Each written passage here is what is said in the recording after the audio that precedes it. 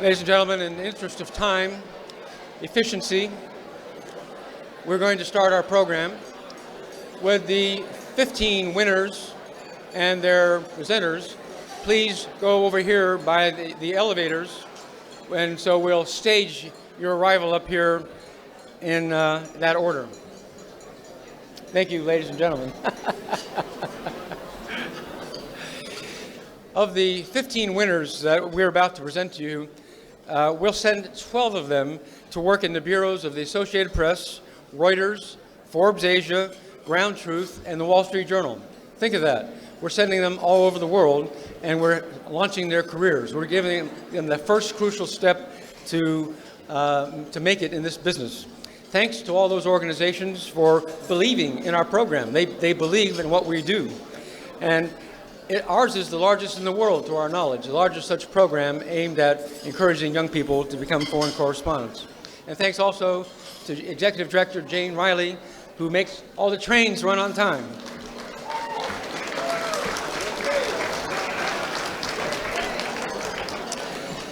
The first scholarship is named for David Schweisberg, the Beijing bureau chief for UPI, who died of a heart attack at age 39. The winner is Gabriela Baskar from Colombia, who shot some of the most moving images I've ever seen of Indonesia's mentally ill. Presenting is David's brother, Matt.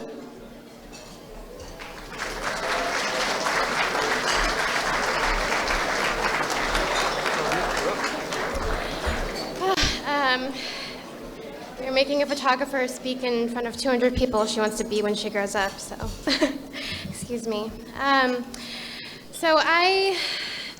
As a little girl, I begged my family to give me a camera, and I ended up with a tiny little Minolta point and shoot. And I was unstoppable, snapping everything I could until I got my first film back. And my dad sat me down, and he told me, until you start taking good pictures, this is it, no more film. But that has been my biggest challenge and my biggest motivation. I was really heartbroken, but it really made me cherish every frame. And I love photography because I realized at some point that I had a really spectacular tool. I had discovered a second pair of eyes and a little box that made me brave and courageous to ask questions that I might not have asked otherwise, and look at things in a different way. So, paired with an arsenal of stories from my mom, who has traveled all over Southeast Asia as a cultural ambassador, it sparked a curiosity in me to tell some of these stories. So as I stand here humbly in front of a group of people I want to be when I grow up, who've worked in places that have required a lot of courage, and that have looked deeper into some of these really important stories. I thank you for this opportunity to get one step closer to my goal in telling stories in Southeast Asia. So thank you.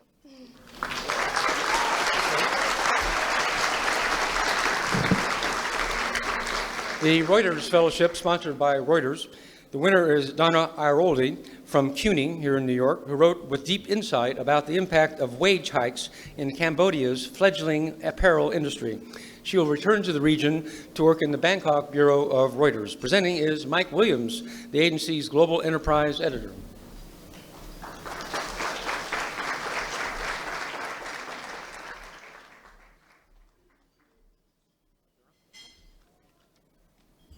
Good afternoon.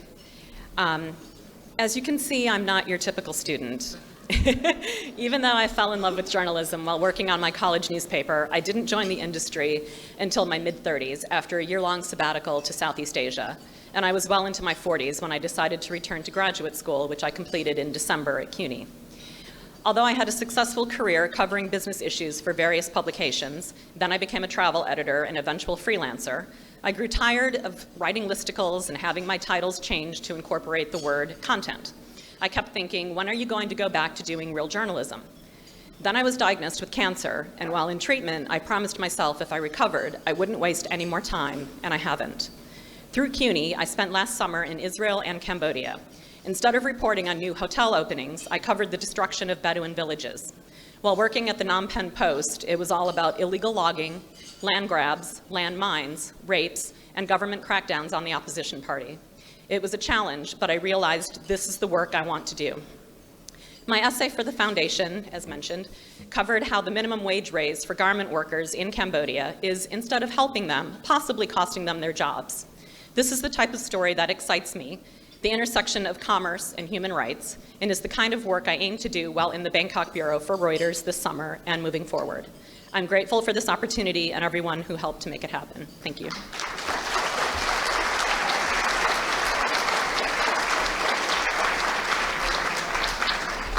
Can everybody hear us okay? Do we need to turn up the sound? Is it okay?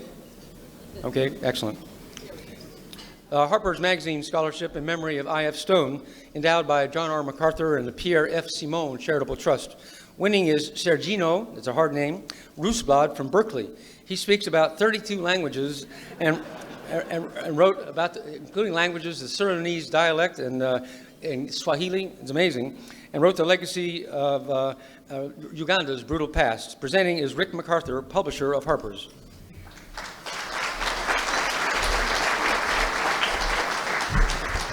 Every year I get to have the great pleasure of giving away a copy of I.F. Stone's great book, Underground to Palestine, which was his best book, but also a brilliant piece of foreign reporting about the refugees from the so-called DP camps after World War II, really the Jews who survived the death camps and their illegal flight to Palestine. And so I give this to our award winner with great pleasure. Here it is. And I'll also give you a copy of Harper's Magazine this year, which I've never done before, because I consider free journalism to be a catastrophe. People should be paid to do journalism.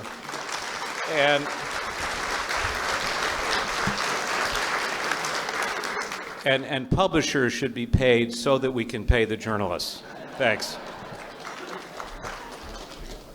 Thank you very much. I'm going to keep this in English, so no worries. I won't say anything in difficult languages. This is really exciting for me as a young journalist to get the opportunity to go out and kind of play, actually.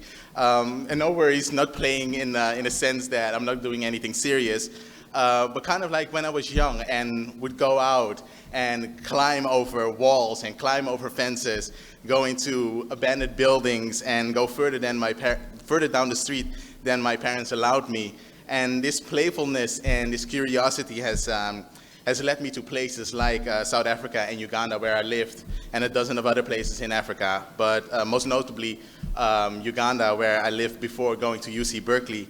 And in Uganda, I covered very interesting things, such as the elections and the visit of the Pope, but also smaller stories like the shortage of chefs in restaurants, and they're having to be imported from neighboring Kenya. Stories that don't only matter to the people in the country, but also abroad. And with the award, I hope to go back to Uganda and do a story about the disappearance of glaciers on the border with DR Congo, which is actually on the equator. But as journalists, we kind of have to keep our eyes open for other stories. So maybe I'll return to, or go to the country where my father was born, where I haven't been for 27 years, and that's the country of Suriname, which is experiencing a major economic crisis. After Venezuela and South Sudan, it's doing the worst in the world. But we'll see. We'll see. The world is big enough to go out and play. But my biggest hope is that I and all the other journalists here, no matter how high they keep on building walls and fences, will keep on climbing them and keep on playing. Thank you very much.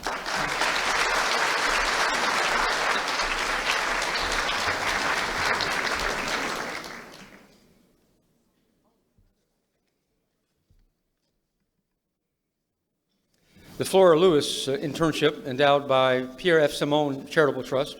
Winning is Elizabeth Miles of Yale, who wrote about how the deaths of Franco, Generalissimo Franco, his opponents, dating back to 1948 are still controversial in today's Spain. The Desesperado, is that? And so she had a deep sense of the European reality, as Flora Lewis did and as Jackie Simone does. She's headed for the Reuters Bureau in Brussels. Presenting is Jackie Albert Simone, who created this award.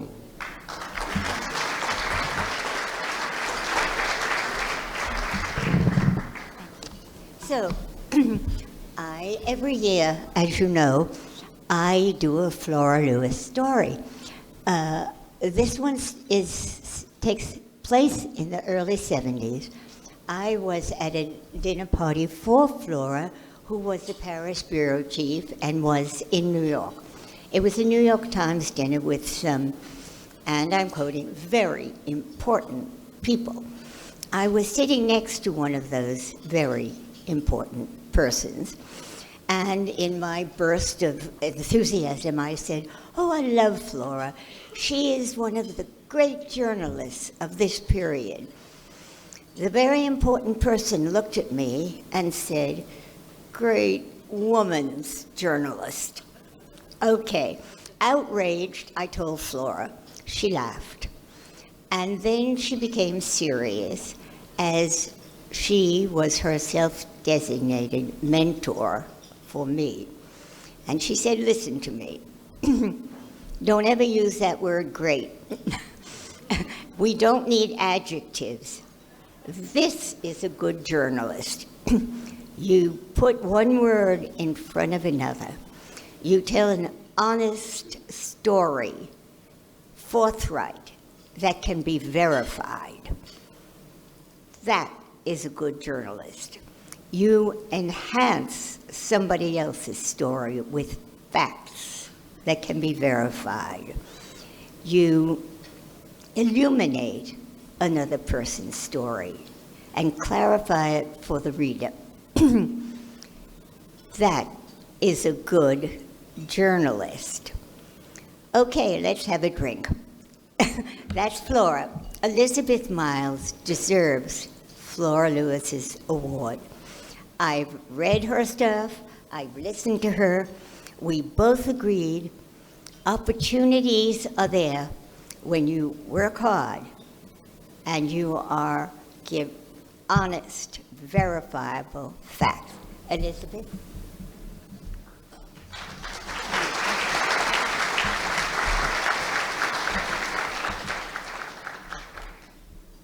Good afternoon. My summer of reporting last year, which was the first time I'd written from abroad, started with seeing a wall of plexiglass boxes in a museum in Lima that were full of photos and scraps of clothing, and most of them were empty. And what this is the relics of los desaparecidos, or the disappeared, who are victims of Peru's civil conflict. And that led me months later to a 4-hour road trip based on a casual conversation to a funeral where I had not met the people who were being buried, and no one had met the people being buried because they had been shot in 1948. And it was the remains of a mother and a brother being returned to this woman named Milagros, who had really held on for a long time because she wanted that closure, and it was really an extraordinary thing to witness. And that, I really consider it a global story, because politically motivated disappearances, have not ended with world wars or civil conflicts of the last decade. They still happen in Mexico, they happen in Syria. But it also was a deeply personal story. This woman whose name was Milagros, that translates to miracles, and that's really what it seemed. It was like witnessing that, watching her rebury the people who were taken from her. And as a young journalist, that story is considered a luxury. We're constantly told, that it's a difficult career, that it's a dying industry, and we're given, frankly, a litany of obstacles as to why we should not go into it. I really disagree. I disagree more so after this wonderful weekend that we're having. I'm hearing so much about journalism. If you can find a story, you can make a way. I'm very fortunate to be going to Brussels, and I've heard about putting a business and an econ angle on policy issues. I'm very fortunate to be here, and thank you for this opportunity.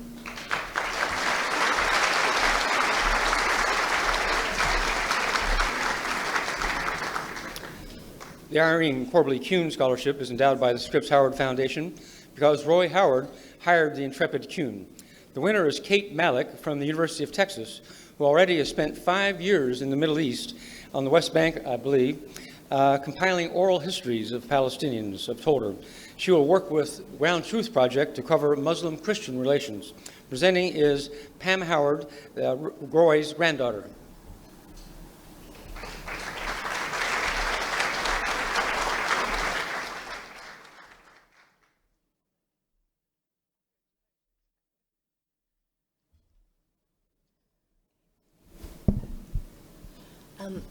I wrote my essay for this award on quitting journalism, so I was a little surprised that I got the award, but it was one of the best decisions I ever made because it brought me into being a foreign correspondent.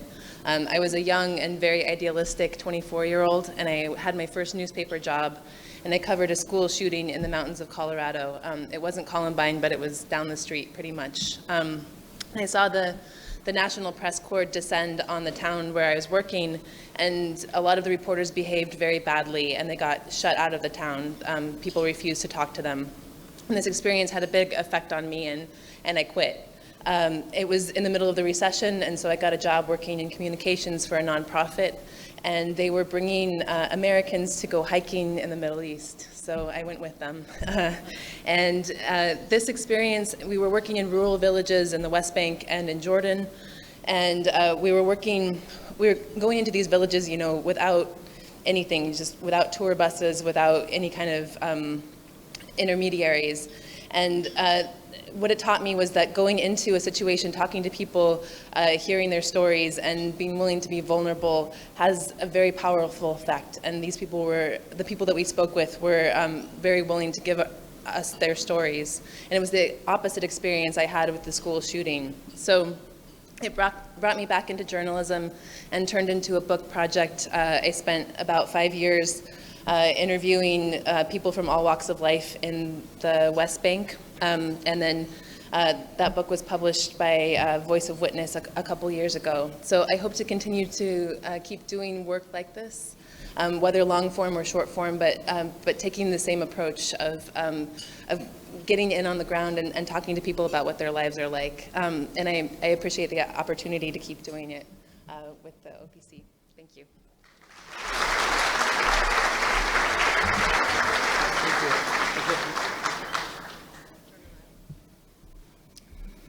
The H.L. Stevenson Fellowship, the great editor of UPI, who launched my own foreign career by calling me one day and saying I was moving to Hong Kong. That's how it happened. The winner is Teek Root from Colombia, who spent 2 weeks in Damascus. He was incarcerated in a prison in Damascus and somehow got out. And he also wrote about how Al-Qaeda is tearing apart families in Yemen. He has really been on the ground in lots of difficult places. The AP has grabbed him to work in the Middle East. Presenting is last year's winner of this award, Gabrielle Peluche.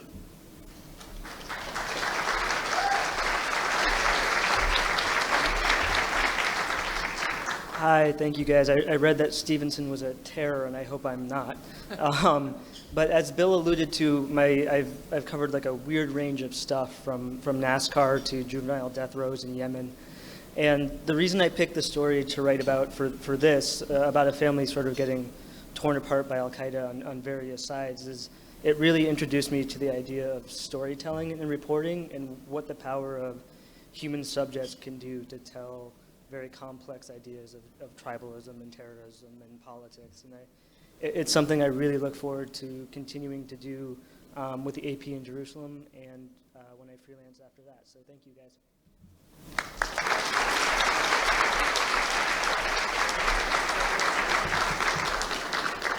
As you can see, most of our winners speak at least one other language, and several have multiple passports.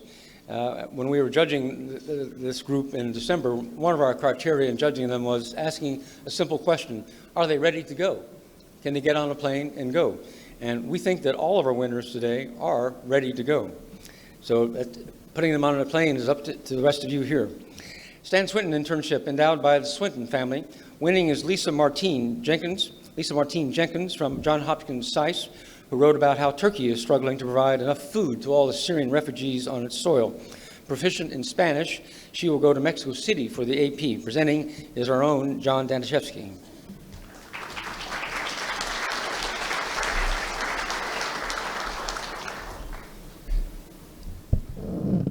to thank the Swinton family, and the memory of this prize is in memory of Stan Swinton, who was a great AP correspondent, the head of our world services. He really saw the Associated Press as a global news agency and helped to create that reality after World War II. And I think we have in Lisa a wonderful candidate. Stan reported from 100 countries. Her first country will be Mexico.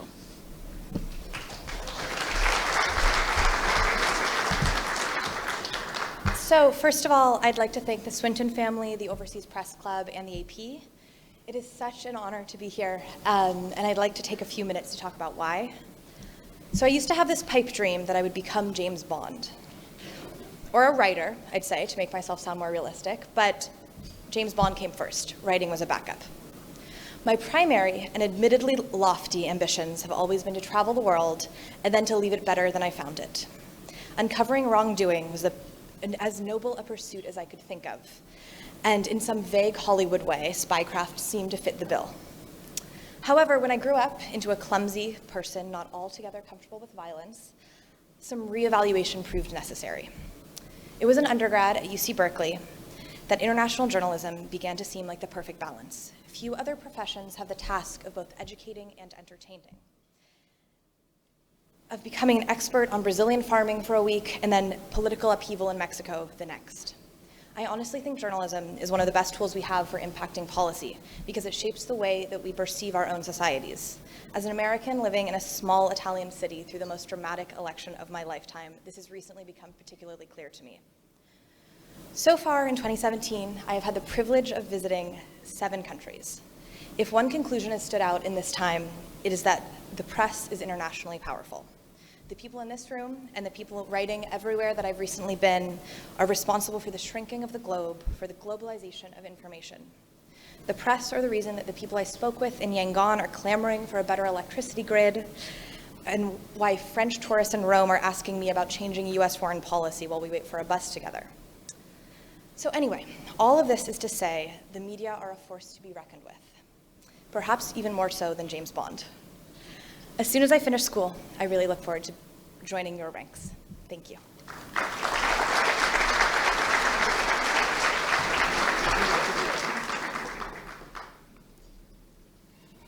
By the way, many of our winners have Middle East backgrounds and content. We're having, the OPC is having a Middle East Hands reunion on March 1st at Calvin Sims International House up there near Columbia. So any of you who have interest in Middle East coverage, it's going to be a gathering of the tribe up there on March 1st.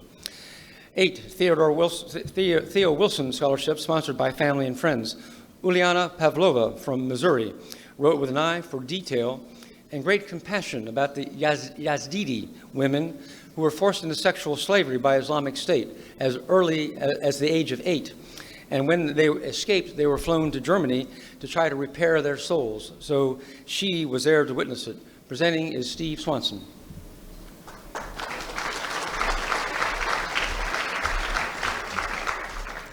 Thank you. Wow, this is a little more overwhelming than I accepted. For me, journalism was always about discovery. When I think about my discoveries, I think about people I have met, lessons I have learned, and opportunities that I have had. I was born and raised in Ekaterinburg, Russia, on the border between Europe and Asia. Growing up, I discovered my passion for journalism and exposing the truth. I was 11 when Anna Politkovskaya was murdered, and I discovered that the world can be cruel to journalists. At age 17, I boarded a plane to Missouri, where I was taught a craft of journalism. I came to America because I thought of it as a sanctuary of press freedom and democracy. I discovered later that it wasn't perfect either. Halfway through my junior year in college, I boarded a plane again to Belgium, where I interned for Political Europe. In Brussels, I discovered a fear of ISIL. I told the stories of those who suffered from ISIL cruelty firsthand. They're sex slaves. I traveled to the south of Germany to interview a professor and Yazidi women who were rescued from refugee camps in northern Iraq and brought to Germany for treatment. Some of them were as young as 8 years old, and I was the last journalists to interview them because German government decided that it was too hard on the victims. The day I was supposed to get back to Belgium, Brussels attacks happened, and all the train stations and airports were closed, and I had to discover an alternate way to get back to the country. That was a moment I discovered I was able to handle stressful situations on my own. We live in the world of terrorism, but we also live in the world that is moving towards more globalization. And as I discovered after winning this prestigious award, even though we live in the era of globalization, people are still afraid of more open borders and foreign talent. I'm taking the money today when I would much rather take the fellowship because this fear had an impact in my life. I want to write about the future economic impact of globalization, but most importantly about the human impact. We live in the era where each person in the world is connected with another by an invisible thread of stories. I want to make it my job to tell the untold stories of the world in all their depth and complexity, and not be blinded by the experience of my own little life. I can't wait for the future discoveries to come, for people that I will meet, lessons I'll learn, and opportunities that I will have. Thank you.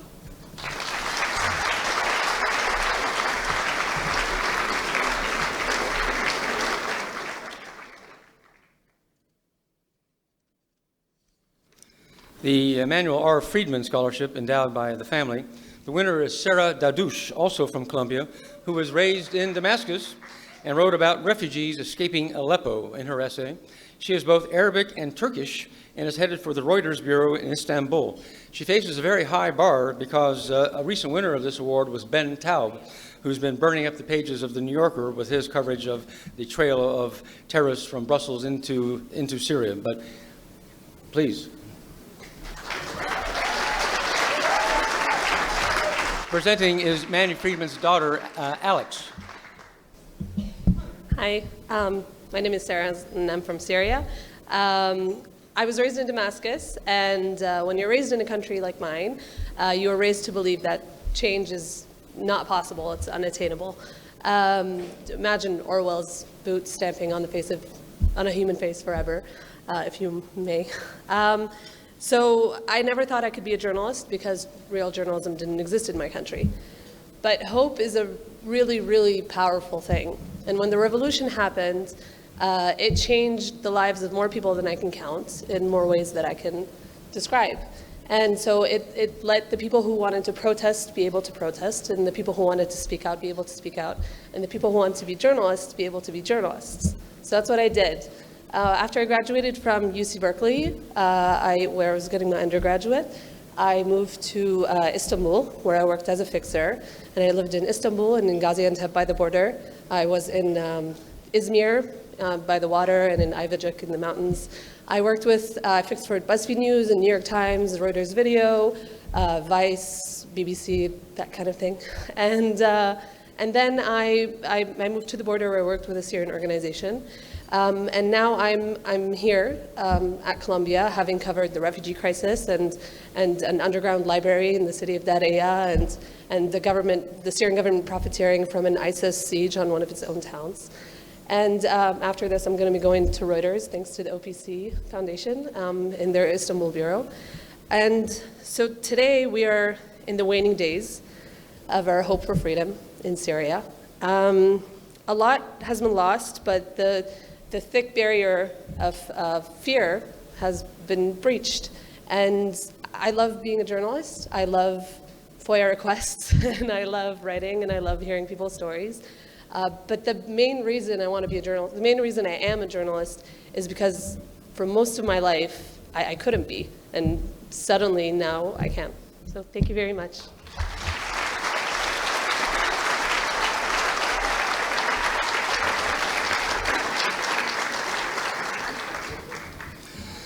The Roy Rowan Scholarship. Roy's winner today is Joseph Ataman, a British Fulbright at Harvard, who is fluent in French and Turkish and has some Russian and Arabic thrown in. He wrote about the refugee children who simply get lost in the exodus from the Middle East to Europe. I'm so pleased that he was able to attend Roy Rowan's memorial earlier this month to get a sense of who Roy really was. He's headed to Turkey for the AP, so we'll have two people in Istanbul. And presenting this award is Roy's son, Mark. Thank you. Once upon a time, my dad was dating June Lockhart, and my mom was dating the president of Harvard's son. I said to my dad last year, let me get this straight. Let me get this straight. I could have been Lassie's brother or gone to Harvard, so here I am. Joseph Adaman, our 2017 winner, is here to take up the slack for Harvard. Congratulations. Bill, thank you for your kind words and the room for your remembrance of my dad. Writing may have been his love, but his knack for befriending so many people along the way was really that. He once told me that he had 300 close friends. Well, at that time I found it a bit overzealous. Looking back, it may have been too low. To Roy Rowan, the OPC was true treasure. The foundation has asked me to become involved with a selection of my dad's future Scholar Award winners. However, after meeting Joseph Adaman 3 times in recent weeks, including at my dad's celebration, I don't think anyone could have found a better candidate. Again, congratulations. Our family is committed to increasing my dad's legacy and creating more journalists like him. This will be done on 3 fronts. First, a Wikipedia page is in the process of being built, also being helped by last year's winner. Secondly, my alma mater, Hartwick College, where his papers are. And finally, the Roy Rowan Scholarship here at the Overseas Press Club Foundation. I'm in talks with the foundation to increase our capital participation and to increase each year's scholarship as it's deeply needed during these times. If there's ever a time where the media is needed today, it's today. We live in a very fast-moving, fragile world. The truth is needed and needed now. So in the words of Roy Rowan, report right, write short, and live long.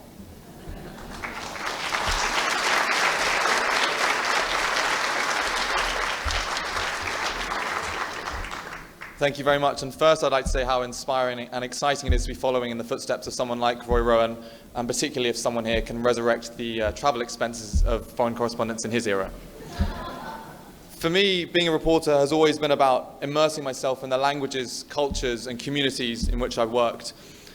And more importantly, putting the reader, whoever that may be, into the shoes of those people that I meet in the stories, trying to help them to understand that facing the same issues, facing the same choices, they would have made the same decisions, whether that be someone taking a family to Syria from Brussels, or whether that be with the story that I wrote for this particular award, why an Eritrean mother would put her teenage son on a ship across, or not a ship, a rickety fishing boat across the Mediterranean. And so last time I tracked down one of these boys, one of 10,000 supposedly lost in Europe, a 13-year-old who'd watched hundreds die in front of him on the Mediterranean and then was lost inside Europe. And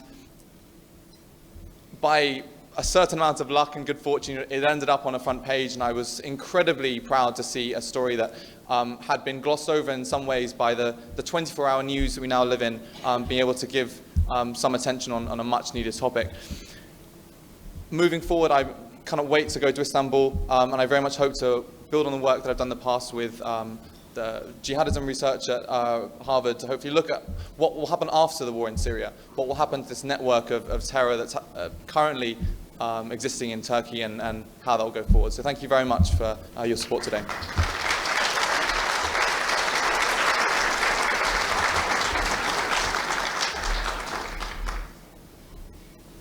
For those of you keeping score, we have 4 winners from Columbia today, also 1 from NYU and 1 from CUNY here in the New York area. Then from the rest of the country, we have Harvard, Yale, Johns Hopkins, Berkeley, Duke, Texas, Missouri, and Florida. We have a truly national footprint. So we're 2/3 done here.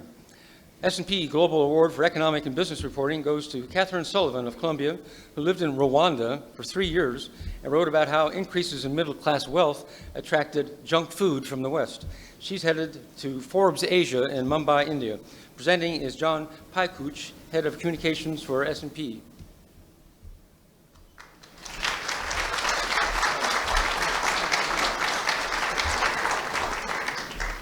So about 5 years ago, unemployed after college, I moved to Rwanda to teach English. A 6-month teaching job turned into about 3.5 years, much to the dismay of my parents. But while I was there, I began my first journalism job at a local newspaper that was heavily censored and underfunded. I learned a lot about what not to do. And by the time I started freelancing myself, I had seen scores of foreign journalists come and go and only scratch the surface of what was going on in this very complicated and very closed country. So I taught myself how to do journalism in a place where journalism didn't really exist. And I'm really excited to take everything that I learned about what to do and what not to do to India and learn about a whole new place in Mumbai. Thank you.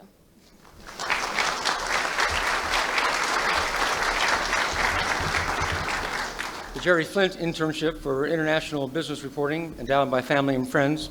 This one is for the irascible, permanently contrarian Jerry Flint, whom I considered a friend. It goes to Charles Rollet of NYU, who wrote about corruption in the beer distribution in Cambodia. The judges love these beer distribution stories. He's headed to the Wall Street Journal in Hong Kong, which is poetic justice because Jerry worked for the Wall Street Journal at one point, and son Joe currently works there. Presenting is Kate McLeod, Jerry's wife, and son Joe.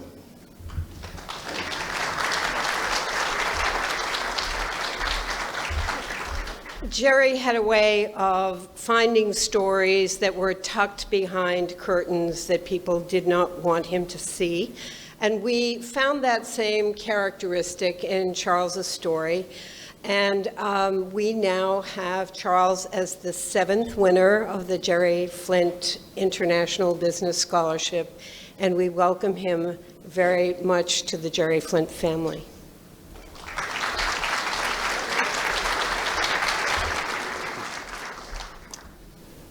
I wrote my OPC essay, as you know, about beer, so I thought a room full of journalists would appreciate a brief retelling of the story. When I was working at the Phnom Penh Post on the business desk, suddenly we heard that the entire country's Heineken supply had dried up. Bars and restaurants around the country panicked. It's actually one of the most popular premium beers in Cambodia. So I remember confirming the story on a rainy day, popping into liquor store after liquor store, completely soaked, asking owners, you know, where's the Heineken? And they had no idea. It was completely gone. And how did this happen? So what we found out is that a few weeks earlier, Heineken had dropped its former local distributor of 20 plus years. It was run by a female Cambodian tycoon, a former noodle seller who made a fortune smuggling goods from Singapore after the Khmer Rouge fell. She was described as the gatekeeper in a leaked State Department cable for her extensive government ties, particularly to the Customs Department. So Atwood was furious when Heineken decided to cut it out of this exclusive deal. And ever so mysteriously, not a single bottle of Heineken could be imported into the country for 4 months, which was more than enough time for Atwood, the company, this distributor, to score an exclusive deal with Corona and sponsor lavish parties at the country's nightclubs. So breaking this story felt important, not because I felt so sorry for Heineken, but because it showed how business is really done in Cambodia. The country is run by an elite which captures markets through political connections, making fair competition pretty much impossible and worsening its deep inequality. And that's why I love business journalism. I think it can shed light on deeper truths about society that may not be obvious on the outside. And I think we can all agree that shedding light on undercovered issues has never been more necessary than today. So that is why I want to make a career, in this field. Thank you.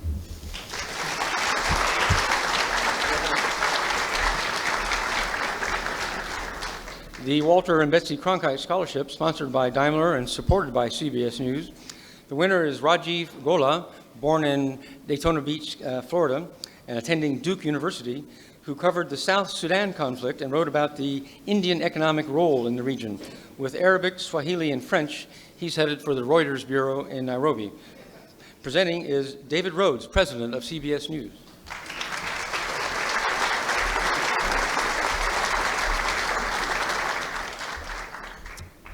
So I began reporting in South Sudan about 2 years ago at the height of the war, and I spent a few months there on and off since then. My first trip abroad and alone was to Juba in 2015. And my plan was to report alongside the political detainees and the rebel army as they prepared for negotiations.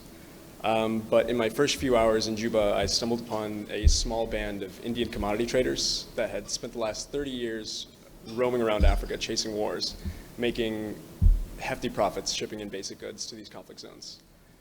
So when I returned to South Sudan the next year, I committed to this Indian community and spent every day with these men. And they opened up an entire continental network of Indian businessmen. And I spent the next few months reporting on that. With the support of the foundation, I'm going to be going to Nairobi in the run-up to elections and hopefully get some more face time in with the Indian communities of Africa. And before I go, I want to thank my long-suffering parents in the back over there. All right, thank you.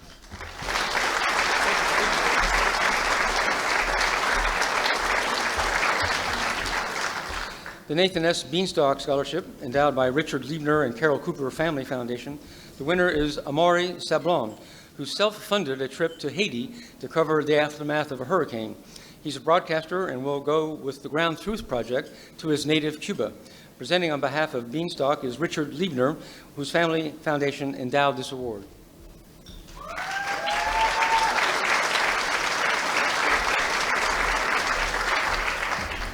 Nate Beanstalk knew every print journalist who covered World War II, and he changed my life when he and my father and I formed Beanstalk 53 years ago to represent electronic journalists.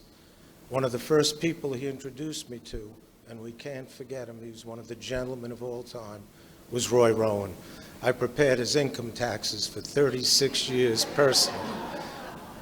Amaury tells an interesting story about, as a little boy in Cuba, how he would use a water bottle as a microphone. And it reminds me of the first thing that brought news into my mind and was an interest. On Channel 11 in New York, after Joel Bolton's cartoon show, Sheriff Joe Bolton, a weather vane came on the air, and the directions of the weather vane flew off of it. And I don't know how many people realize it, but northeast, west, south became the word news. And that was my first interest in the business. Amaury, look forward to your great future in broadcasting.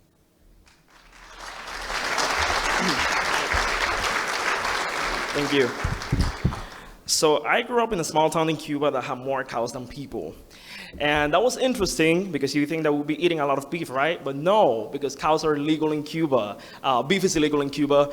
It still is, it was, and still is. And I was always questioning that. I'll be asking my mom, and it was those type of questions, me questioning the policies from the government from a very early age that started scaring my mom. She thought I was gonna get us arrested. Like at school, she had to be like, hey, don't, if he has anything, just let me know. And I started showing the tendencies of wanting to be a journalist before I truly understood journalism. I really didn't have any journalists to look up to. I actually never met a journalist in person while in Cuba. The only ones that I saw were from TV when we smuggled content from Miami, from Univision and Telemundo networks. For me, that was more exciting than watching kids' movies. I mean, getting to see the news and getting to see what was happening outside of Cuba, outside those four walls where we're boxed, it was fascinating. I moved to the United States in 2007, that was 9 years ago, and suddenly becoming a journalist began to seem something that I could do, more doable. It wasn't just a dream in my mind anymore, it seemed possible. In Cuba, where the media is controlled by the government, the press, or no free press, definitely couldn't do it there. I was and I am constantly inspired by my upbringing to become a foreign correspondent. I live in a country where, again, we had to smuggle illegal content to get information. I went to Haiti last year, and that's where that was the topic of my essay. And I went after Hurricane Matthew, and I went to the south, Roche Batu and Cotu. I funded a trip, and I was like, I have to shine a light on these situations because I heard that people in the south were not getting any help from nonprofits. I talked to the former First Lady, and indeed, people were fighting for water.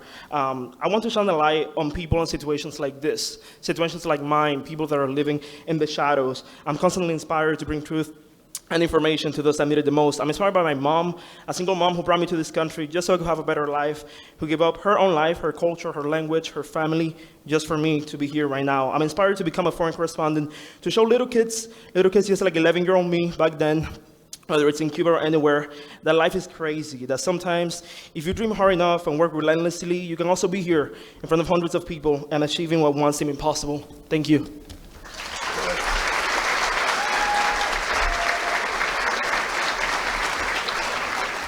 And the Fritz Beebe Fellowship endowed by Larry and Ann Martz. This award is aimed specifically at international business journalism. The winner is Yiling Liu of Yale, who wrote about a Taiwanese bookstore attempting to crack the Great Firewall on the Chinese mainland.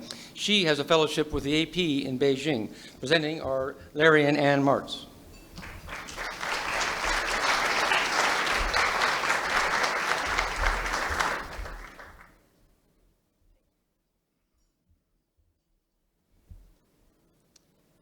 Hi, everyone. When I was 15, I worked as an intern at the state-run news institution, China Daily. And I remember at the time I was writing some pretty politically harmless, benign articles, one of which was a travelogue on Eastern Europe. And I was describing this particular square in Prague, Wenceslas Square. And the first line that I used was, "This is where in 1989, thousands of young Czech youth gathered to celebrate the toppling of the communist regime." So day after I handed in the piece, that line was kind of swiftly and insidiously plucked out. And 15-year-old me, naive old me, I was infuriated. I was indignant. It was a tiny little line out of an Eastern Europe travelogue, but it sparked a long-term fascination and frustration with reporting in a nation like China, rich with untapped stories and yet constrained by rigid censorship. Today, I'm still grappling with the very questions that I was grappling with at 15. How do you write truthfully and effectively about issues in an authoritarian state? When faced with the problem of creative constraint, how do we tell stories through alternative forms of media, be it photography or virtual reality? How can a foreign correspondent operate in a nation where freedom of press cannot be taken for granted? How do we straddle the roles of the insider and the outsider? I've tried all kind of roundabout ways to address this issue, dipping my toes in Hollywood, for example, because I was going through this crisis where I realized Taxi Driver in Tianjin is not reading The New Yorker, but he's watching Interstellar. I became quickly disillusioned with Hollywood, but that's a different story. I went to Taiwan last summer to look at the translation and publishing industry because I wanted to see how something like a Taiwanese bookstore chain trying to make its inroads into the mainland Chinese market could potentially chip away at this great firewall that people talk about all the time. Recently, I've been particularly interested in cross-cultural education exchanges between the United States and China, particularly the future of mass online education in Beijing, which I hope to explore while I'm at the AP in Beijing, as well as the importing of the liberal arts model of education to Chinese universities. So I have a ton of questions, and I'm not expecting to find any answers anytime soon, but I play the slow and steady game, and all I can say is I'm grateful for the foundation for giving me the money and the opportunity and the confidence to go looking for those answers. Thank you.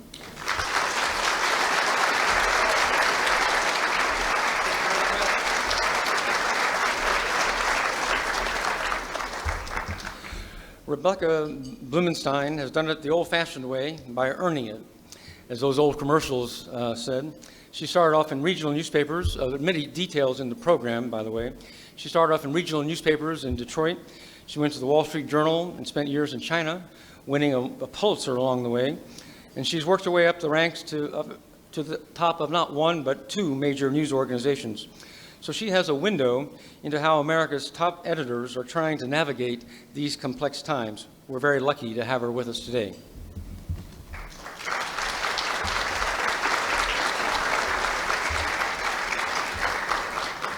Many thanks for the kind words, Bill. I'm very honored to speak here today. I have to say, I've come to the OPC Scholars Lunch for several years, and it simply never ceases to inspire me. Young people entering our profession these days simply have a lot of guts. While the future of journalism may be completely unpredictable, the work of separating facts from rumor and fiction has never been more critical. Many of you in this room have displayed great courage in the very act of becoming a journalist, coming from places where a free and fair press is often considered a threat, as we just heard, and I commend you all.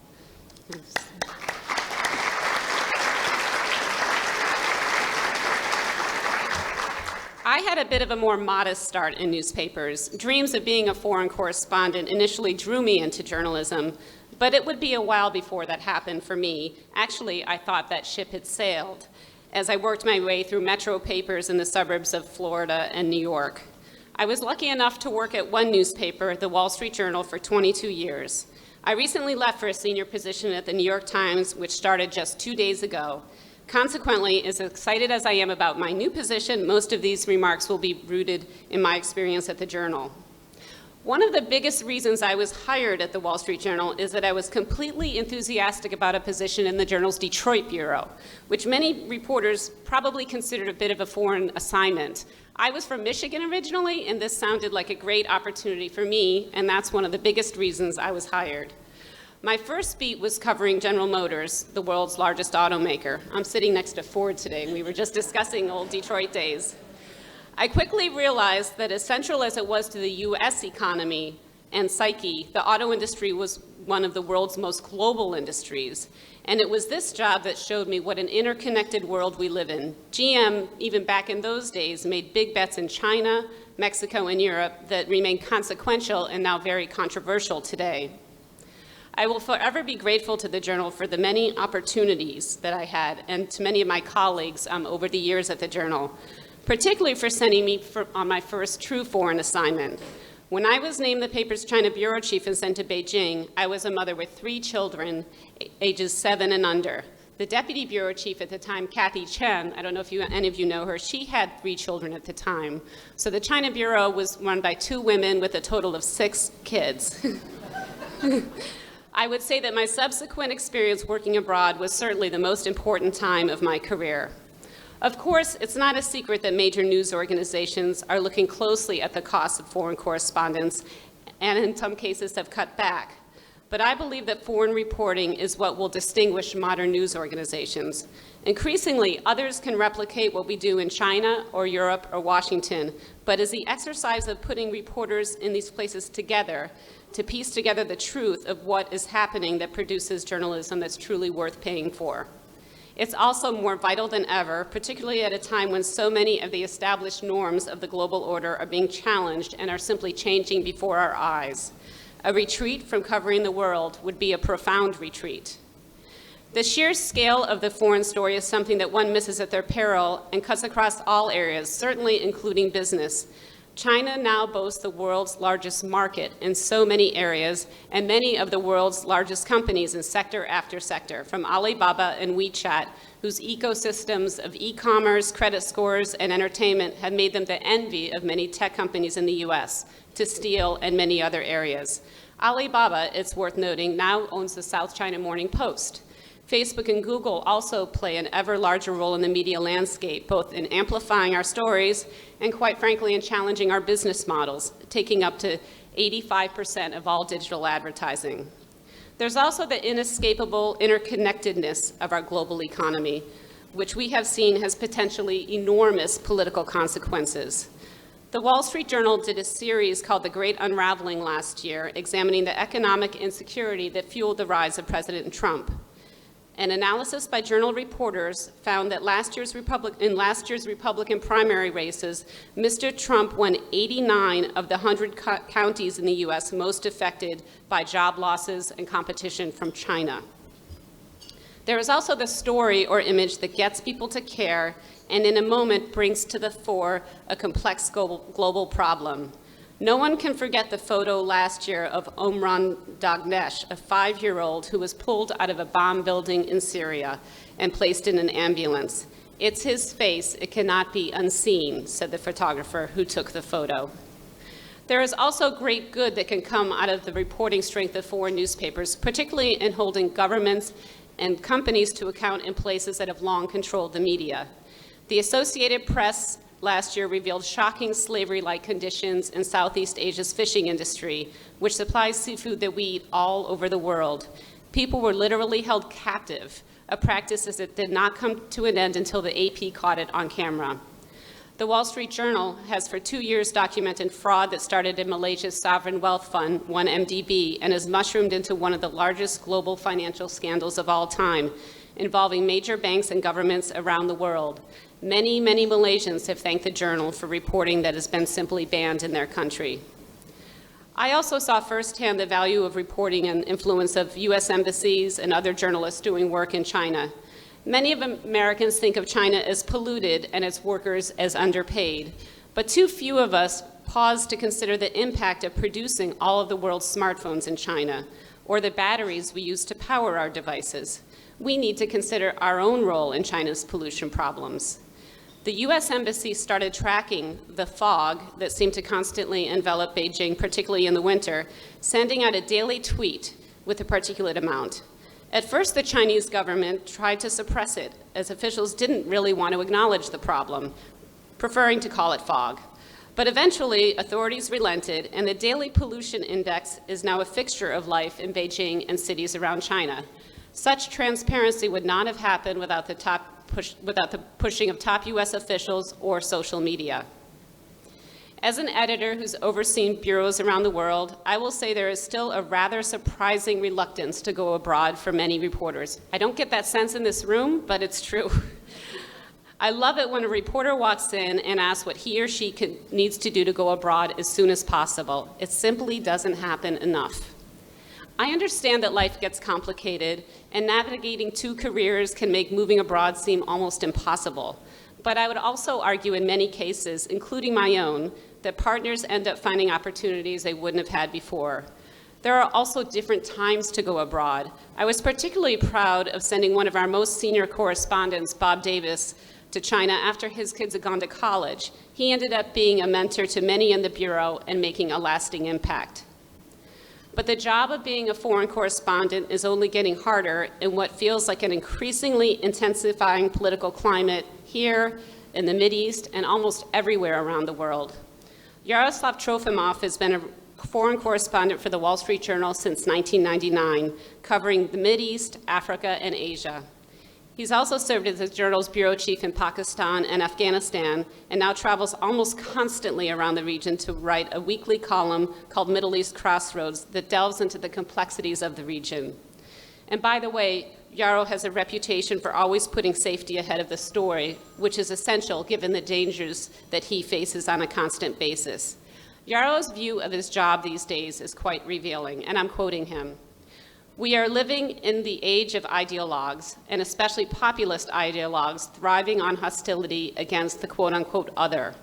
Our job as foreign correspondents is to explain that the reality is far more complex than what the ideologues would make it out to be, and that the quote-unquote others are just as human, with complicated motivations and needs as we are. Nowhere is this more important than in the Muslim world, which elicits so much fear of that other, fear that is now being exploited by the purveyors of self-serving ideology who want to reduce people's identities to their faith." There is perhaps no one who better understood the need for this than Danny Pearl, the Wall Street Journal correspondent who was kidnapped and murdered by Pakistani terrorists now 15 years ago. Danny covered telecom, earthquakes, elections, terrorist attacks, but he was famous for his sense of humor and finding the detail, the smell, and the feel of a place that connected the world to the people of that place. After being sent to spend a month in Iran covering the elections in the summer of 1997, for example, he came back with an A-head, that's the journal's funny story on the front page, about a town that wanted to build the world's biggest carpet. His lead from Ben Iran, and this was at a time when his editors really wanted him to do an election story, was rather, "This is a small town in search of a really big floor." He also believed deeply in not judging people by their faith and sect, and his belief resonates today more than ever. If any of you haven't read the book of his stories, I would recommend doing it because it's incredible how current and resonant it is today. His wife, Marianne, described it as this: For us, for Danny, journalism epitomized the path for charting a better world future. Danny cherished the truth more than anything. He called it his religion. He had taken a lifelong struggle against conventional wisdom. In all these respects, Danny was a hero, an ordinary hero. It is our job as foreign correspondents and those who support them to continue Danny's legacy, holding the powerful to account and sharing the stories of the people and places with a world that needs them more than ever. I look forward to the many great stories to come from the OPC scholars and from all of you. Thank you very much.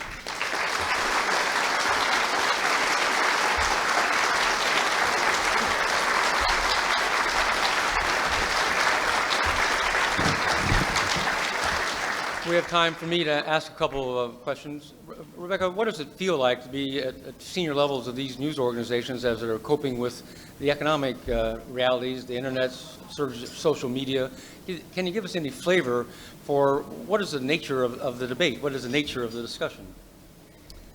Well, that's a good question. I mean, there's no question it's a challenging time for traditional media organizations. As I was explaining to some colleagues earlier, the drop in print advertising has been especially precipitous, and it's hit all newspapers. And what we have to do is make hard choices between coverage, and what we're trying to do as much as possible is to preserve original work on the ground in places around the world. Obviously, the Trump administration and the new president are requiring lots of resources, but we also urgently need to reform ourselves to tell news in completely different ways. And so doing it in the old way with words on a printed page just isn't sufficient anymore. So it's, as anyone knows who works at the top of a news organization, there's a lot of blocking and tackling and needing to make choices about what to invest in.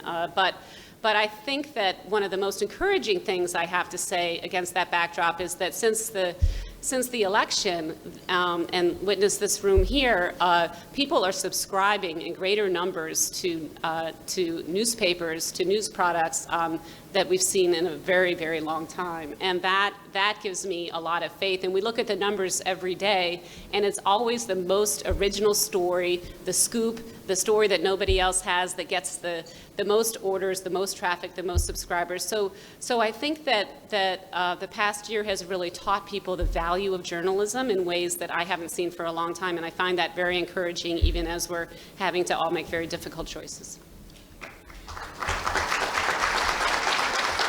And one last question is, I mean, we pride ourselves on our set of values about speaking truth to power and about being a defender of an American democracy. And we share that with ourselves, but have we done a good enough job of persuading the American people that we play an important role in this democracy? And if we haven't done a good enough job, how could we do a better job? I think that we could always do a better job. I'm struck sometimes, even during the course of the election, we would get, at the Journal, we would get criticism for why we had not inserted this picture or this fact into a story when they had happened very late in the night, and people didn't really understand that there's a 2-star version of the Wall Street Journal that goes out at 7:30, and the newspapers are updated. I think that there is a great challenge that we face in in really explaining what we do, in explaining the difference between true facts and fake facts, and the whole current debate about what is true and fake, and the reality that at news organizations there is a vetting and standards and accountability for accuracy that doesn't exist if bloggers, for many people who are in more the fake news industry. So we have to do an incredibly, we have to do a very put much more into convincing people that something that you read, whether it's Reuters or Bloomberg or the New York Times, is simply worth more and has more credibility than some of the other purveyors of fake news, because there's obviously a lot of confusion out there, and it's not everybody else's fault. It's partly our fault for not explaining it more. I will say, though, that I see greater receptivity. It's interesting what Facebook and Google and others are doing to try to stop trending stories if they're not accurate. And this is going to be very interesting terrain to watch, but I think the public now realizes that they can't simply believe everything they read on social media, and this is an opportunity for us as professional journalists to really, in a sense, teach them the value of what we do. Great, thank you.